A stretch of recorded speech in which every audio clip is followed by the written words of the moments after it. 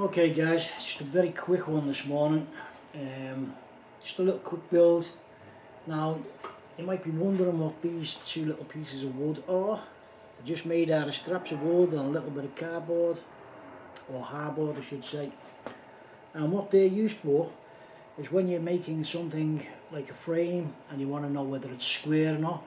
Obviously you measure from angle corner to corner, and then corner to corner that way. And you know, sometimes it's a pain in the neck when you're trying to hold the tape onto one side.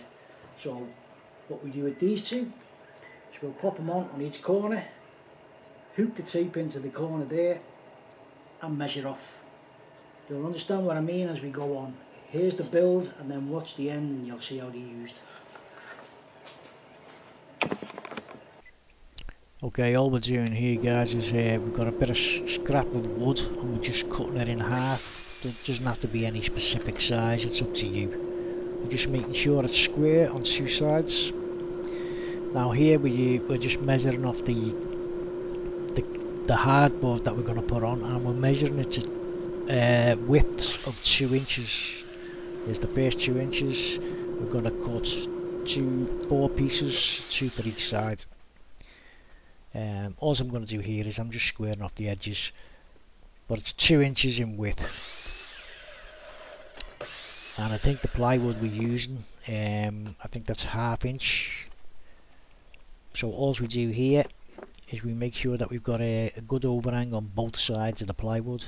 As you can see, we're basically screwing it down in the middle of the hardboard.